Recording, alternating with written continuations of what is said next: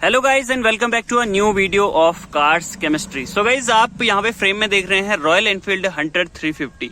अब यहाँ पे हम आज इसका कुछ positive and negative points note down किए हैं। ओनर से भी इसका एक्सपीरियंस जानने की हमने कोशिश करी।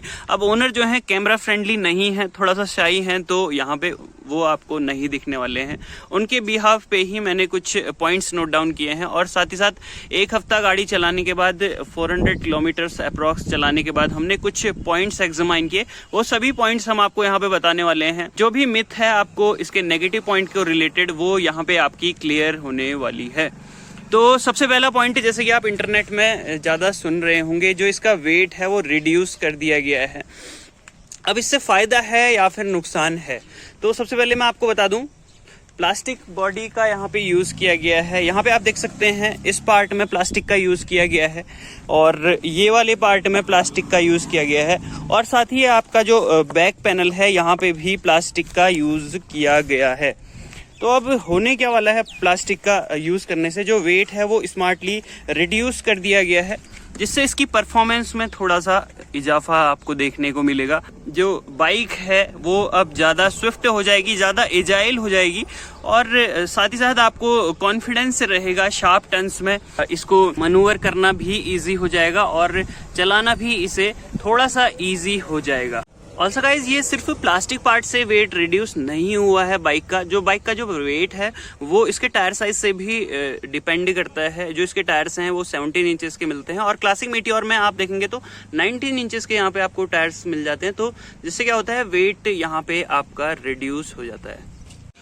ऑल्सो गाइज, फीमेल राइडर्स के लिए काफ़ी बढ़िया चॉइस ये बन सकती है।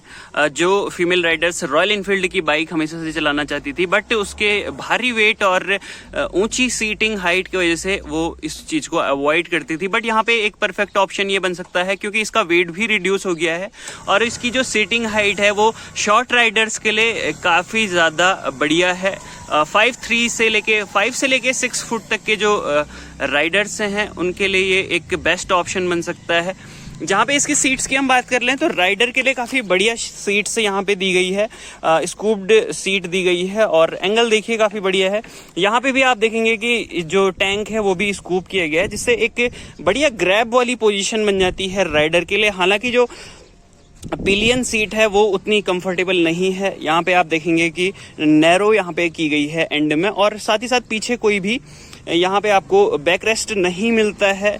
अब जैसा कि इसका वेट रिड्यूस कर दिया गया है तो एक बढ़िया टॉर्क इसमें आने वाला है। जो इंजन आपको 350 में मिलता है वही सेम इंजन यहाँ पे भी आपको मिलेगा। तो होगा क्या, जब आप हाई गियर्स में शिफ्ट करेंगे, जैसा सेकंड से थर्ड गियर में शिफ्ट करेंगे, तो वहाँ पे एक पुश बैक ज़रूर से मिलेगा। जो भी इसका पिलियन में पैसेंजर बैठा होगा उसे पुश बैक मिलेगा, तो वहाँ पे एक्सीडेंट होने के चांसेस हो सकते हैं। तो as a part of accessory आप यहाँ पे इस बैक रेस्ट को ज़रूर से इंस्टॉल करवा लीजिएगा। हालांकि यहाँ पे ग्रैब हैंडल्स दिए हैं, बट स्टिल अगर जो पैसेंजर है वो अनअवेयर है इस चीज़ से, तो यहाँ पे एक्सीडेंट्स होने के चांसेस हो सकते हैं। यहाँ पे राइडर सीट्स तो काफ़ी बढ़िया दी गई हैं, जिससे कि एक बढ़िया सेटिंग पोस्चर बन जाता है शॉर्ट राइडर्स के लिए खासकर। तो ये एक तो फीमेल राइडर्स के लिए एक बढ़िया ऑप्शन हो सकता है। हल्की बाइक है, नीची बाइक है और साथ ही साथ शॉर्ट राइडर्स को काफ़ी ज़्यादा ये अट्रैक्ट करने वाली है।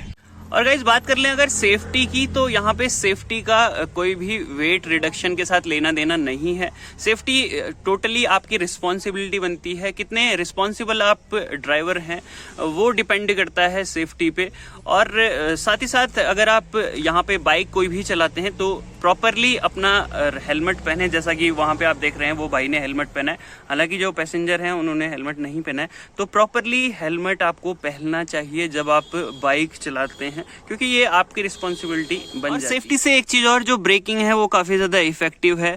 यहाँ पे आप देख सकते हैं बाइब्री के ब्रेक्स आपको दिए गए हैं, BYBRE।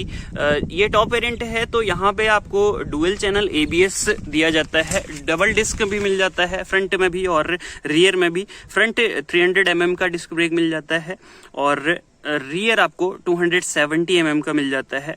सेफ ये आपको ज़्यादा फील होगी। वहीं जो इसके नीचे का रेट्रो वेरिएंट है, नीचे के वेरिएंट्स हैं, वहाँ पे आपको सिंगल चैनल ABS मिलने वाला है और एक आपको यहाँ पे ड्रम ब्रेक मिलेगा जो रियर का होगा। तो तो ये एक माइनस पॉइंट आप कह सकते हैं इस बाइक को लेके। अब ये करना भी पड़ता है कंपनी के, क्योंकि इससे कॉस्ट सेव होती है और जो इसके नीचे के वेरिएंट्स होते हैं वो थोड़ा सा कम कॉस्टली होते हैं in comparison to top variant. और वाइब्रेशन की हम बात कर लेते हैं तो काफ़ी बढ़िया रिफाइंड इंजन यहाँ पे जे सीरीज़ का प्लेटफॉर्म का इंट्रोड्यूस किया गया है। पुराने इंजन की अपेक्षा काफ़ी ज़्यादा कम वाइब्रेशंस अब आपको। तो भैया यहाँ पे कुछ लोग कहेंगे गाड़ी की जो ग्राउंड क्लियरेंस है वो एक नेगेटिव पॉइंट बन सकता है। 150 mm गाड़ी की ग्राउंड क्लियरेंस है। तो यहाँ पे मैं आपको बता दूं, जैसा कि मैं हिली एरिया से बिलोंग करता हूँ और 400 किलोमीटर गाड़ी को चलाने के बाद और कुछ हफ्तों तक एग्जामाइन करने के बाद हमें ये महसूस हुआ कि गाड़ी कहीं से भी नीचे से टच नहीं होती है। जैसा कि इसका व्हील बेस कम कर दिया गया है मीटियोर 350 और क्लासिक 350 से अगर हम कंपेयर करें तो जो ग्राउंड क्लियरेंस है उस पर थोड़ा सा इफेक्ट पड़ता है। अगर ग्राउंड क्लियरेंस कम भी है और व्हील बेस गाड़ी का कम कर देते हैं तो कहीं से भी गाड़ी नीचे ग्राउंड में उसका जो इंजन प्रोटेक्टर है वो टच नहीं होता है, और हो भी जाता है तो यहाँ पे आपको इंजन प्रोटेक्टर तो दिया ही गया है, इसी चीज के लिए मिलता है ताकि जो डैमेज है वो इसके इंजन प्रोटेक्टर में आए, ना कि इंजन में कोई डैमेज आए। और यहाँ पे एग्जाम्पल के लिए मैं आपको बता दूं, जैसा कि हम हिली एरिया से बिलोंग करते हैं तो यहाँ पे जो पहाड़ की रानी भी से कहते हैं ऑल्टो 800 को, और इसका व्हील बेस काफ़ी कम है अगर आप कंपेयर करें किसी और गाड़ी से। तो ये गाड़ी यहाँ पहाड़ों में इसीलिए ही सक्सेसफुल है। नीचे से गाड़ी नहीं लगती है क्योंकि इसका व्हील बेस कम है, तो कम चांसेस बन जाते हैं कि जो अंडर बॉडी है वो कांटेक्ट में रहे नीचे रोड से। और भैया तभी इसका जो नया वाला ऑल्टो K10 का वर्जन है वो दोबारा से लॉन्च हो चुका है और काफ़ी बढ़िया उसकी सेल रहने वाली है। पहाड़ों में खासकर ये गाड़ी जो है बहुत ज़्यादा बिकती है। पैसेंजर व्हीकल में तो ये काफ़ी ज़्यादा अच्छा परफॉर्म अभी यहाँ पे कर रही है। काफ़ी दूर हम आ चुके हैं, रॉयल एनफील्ड 350 का रिव्यू कर रहे थे, बट यहाँ पे हम ऑल्टो पे पहुंच गए हैं, ऑल्टो K10 पे पहुंच गए हैं। व्हील बेस में आपको बता रहा था। नेक्स्ट पॉजिटिव पॉइंट की अगर हम बात कर ले तो वो है इसका फ्यूल एफिशिएंसी। काफी बढ़िया फ्यूल एफिशिएंसी दे रही है पहाड़ों की कंडीशन के हिसाब से।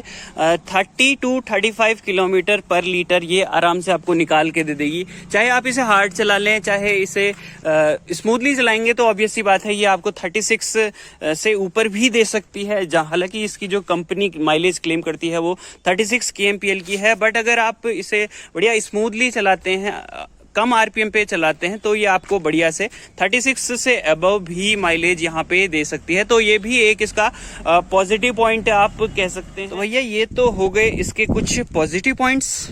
अब पॉजिटिव पॉइंट हमने बता दिए हैं तो यहाँ पे नेगेटिव पॉइंट को भी आपसे रूबरू करवा देते हैं। तो जो हमें मेन नेगेटिव पॉइंट इसका लगा वो लगा इसका इंजन की हीटिंग। हमने इसको एक लॉन्ग राइड पे ले गए थे, चंपावत टू पाताल भुवनेश्वर की राइड थी। 200 किलोमीटर प्लस हमने चलाया उस राइड के दौरान इस गाड़ी को, तो वहाँ पे हमें थोड़ा सा हीटिंग इशू यहाँ पे फील हुआ।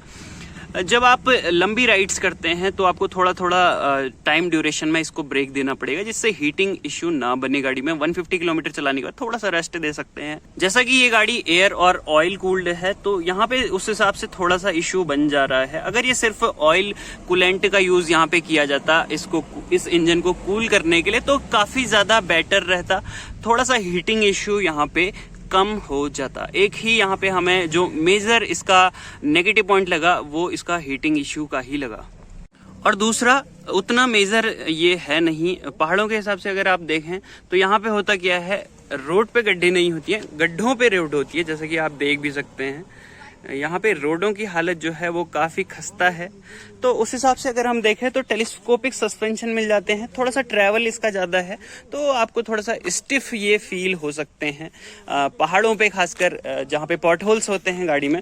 राइडर के लिए ये आपको एक डाउन साइड गाड़ी का लग सकता है। और भैया लास्ट पॉइंट है इसका जो लाइट्स हैं। टॉप मॉडल में एटलीस्ट यहाँ पे एलईडी लाइट्स देनी चाहिए थे, क्योंकि जो यंग बायर्स हैं वो इसको आफ्टर मार्केट करवाना पसंद करते हैं, बट एटलीस्ट टॉप वेरिएंट में एलईडी लाइट्स होती तो ज़्यादा ये बढ़िया वैल्यू फॉर मनी पैकेज बन जाता। So guys that's it for today's video. इस वीडियो में बस इतना ही। यहाँ पे हमने आपको इसके पॉजिटिव पॉइंट्स भी बता दिए और इसके नेगेटिव पॉइंट्स भी बता दिए। अगर आपको थोड़ा सा भी रिलेटेबल लगा हो पॉजिटिव और नेगेटिव पॉइंट्स तो आप कमेंट्स बॉक्स में हमें बता सकते हैं। और अगर ये वीडियो अच्छी लगी हो, बाइक अच्छी लगी हो तो please give this video a thumbs up. Thank you so much for watching और प्लीज़ चैनल को ज़रूर से सब्सक्राइब कर लीजिएगा।